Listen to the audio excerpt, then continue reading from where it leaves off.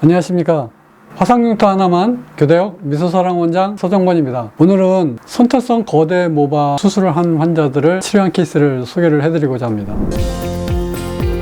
선천성 거대 모반이라고 하는 거는 태어나면서 큰 점이 우리 신체에 박혀 있는 것을 얘기를 합니다. 보시면 그림으로 보시는 것처럼 큰 모반이 몸에 이렇게 있지요. 요거를 이제 수술을 하면 보통 피부 이식을 합니다. 제가 이번 주하고 다음 주까지 선천성 거대 모반 수술을 한 환자들을 치료한 케이스를 소개를 해드리겠습니다. 처음 사진 보세요. 구축이 있죠. 남아있던 색소 있죠. 피놀셀만으로도 없어집니다. 모반 자국이 이젠 없어요. 자, 어떻습니까? 쭈글쭈글하고 딱딱하고 구축이 있는, 수술을 해서 제거를 했다 하더라도 부분적으로 모반이 좀 남아있고 제가 치료를 해서 이만큼 좋아지겠어요. 선천성 거대 모반 피부 이식한 수술 환자들도 저한테 오시면 깨끗하게 치료를 해드릴 수 있다고 소개를 해드렸습니다.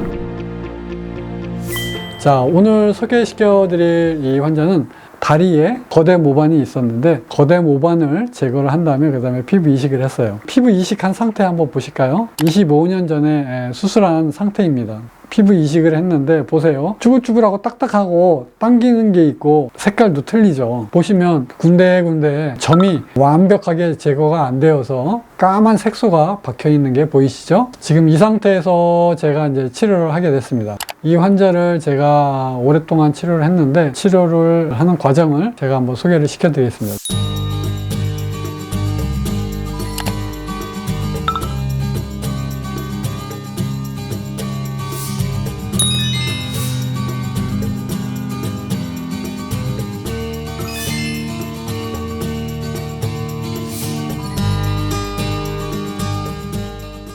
위에서 아래로 두꺼운 흉터가 생겨 있습니다. 당기는 흉터죠. 구축이 부분적으로 심하게 이루어져 있는 흉터가 되겠습니다. 이렇게 이제 흉터가 되어 있는데 제가 이거를 이제 치료를 합니다.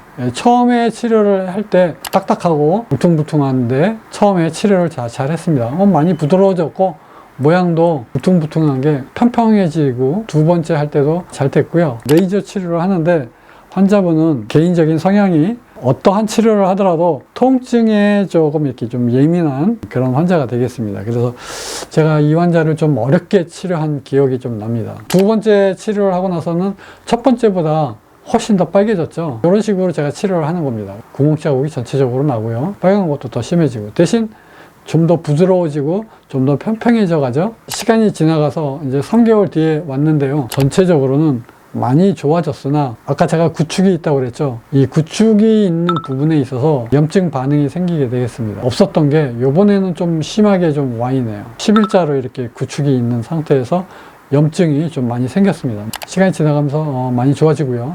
자, 그래서 네 번째도 치료를 잘 했고 그 다음에 나온 거는 치료를 하고 나서 8월 달에 왔는데 좀 많이 좀 빨개져 있죠. 지금 이 환자들 같은 경우는 첫 번째 치료가 반응이 틀리고 두 번째 치료가 반응이 틀리고 세 번째가 아주 좀 달랐죠. 네 번째 치료할 때가 이렇게 좀 달랐고 그리고 다섯 번째 할 때 그리고 이 환자가 치료를 지금까지 피놀셀 치료를 8번 했습니다.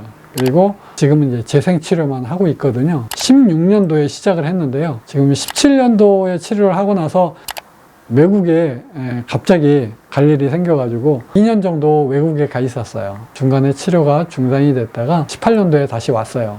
치료를 다시 했죠. 2년 동안 지난 만큼 흉터는 더 좋아졌고요. 아까 이렇게 제가 말씀드린 것처럼 11자로 구축이 있는 이 부분이 얼마만큼 좋아지느냐가 흉터가 좋아지는지 결정을 하는데 지금으로서는 결정적이 되겠습니다. 그래서 제가 신경 써서 치료를 했고요. 그때 18년도 8월에 와서 다시 치료를 했고 이거는 이제 19년도 사진입니다.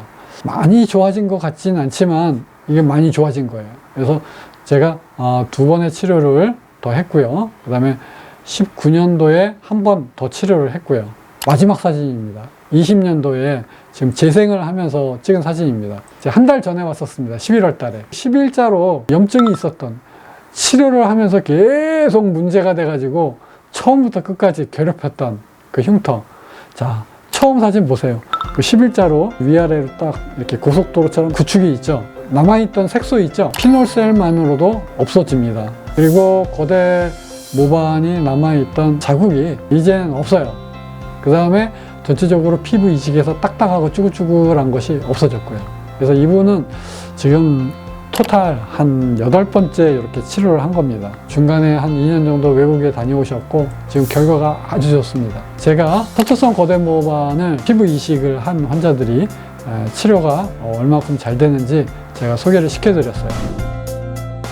구멍을 뚫으면 상처의 치유 기간이 필요합니다. 이 상처의 치유 기간이라는 것은 단백질이 자리를 잡는 과정이라고 생각하시면 되겠습니다. 숙성하는 단계라고 생각하시면 됩니다. 숙성이라고 해요. 우리 몸이 갖고 있는 상처의 치유입니다. 레이저로 흉터를 없애기 위해서 구멍을 뚫어 놓으면 저는 우리 몸이 일을 하도록 유도를 하는 거예요. 구멍 안에서는 염증이 생기고 콜라겐이 생기고 숙성 과정을 거쳐서 정상 피부와 비슷하게 되는 거예요. 왜 저는 상태가 변하는 것을 보고 계속 유도를 합니다. 의사가 얼마만큼 유도를 할 수 있느냐 하는 이 능력, 유도를 하는 능력, 이 능력이 흉터를 좋아지게 하는 키포인트가 되겠습니다. 이것이 피노셀 요법입니다. 다시 한번 요약을 해드리면 이 선천성 거대 모반은 태어나는 신생아 2만 명 중 1명꼴로 이렇게 발견을 합니다. 그래서 1년이면 20명 정도 대한민국에서는 이렇게 발생을 하게 되겠습니다.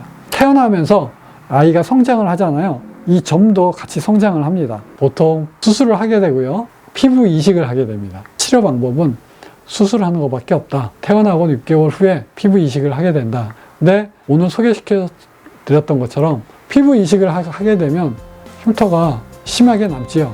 그 심하게 남는 흉터를 치료를 해드린 환자를 소개를 시켜드렸습니다. 자, 어떻습니까?